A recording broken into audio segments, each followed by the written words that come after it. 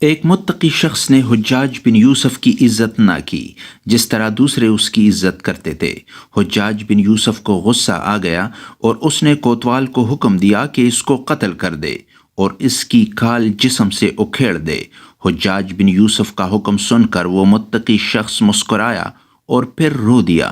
حجاج بن یوسف نے جب دیکھا تو پوچھا کہ تو پہلے مسکرایا اور پھر رو دیا، اس کی کیا وجہ ہے؟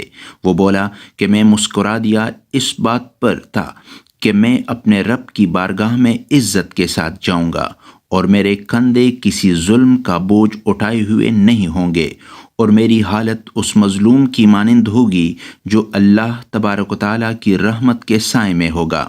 میں رویا اس وجہ سے تھا کہ مجھے زمانہ کی بے حسی پر دکھ ہوا کہ میرے 4 چھوٹے بچے ہیں جن کا ظاہری سہارا میں ہوں۔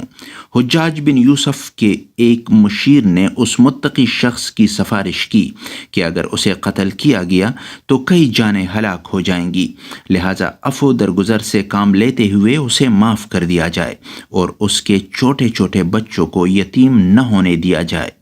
اس مشیر کی بات کا بھی حجاج پر کچھ اثر نہ ہوا اور اس نے اس متقی شخص کو قتل کروا دیا۔ جس مشیر نے اس کی سفارش کی تھی وہ غمزدہ تھا، اور اس رات اس نے اس متقی شخص کو خواب میں دیکھا جو کہہ رہا تھا کہ مجھ پر کچھ دیر کا ظلم ہوا جس کی تکلیف بھی کچھ لمحوں کی تھی، مگر اس بدبخت حجاج پر اس کے ظلم کا عذاب ہمیشہ رہے گا۔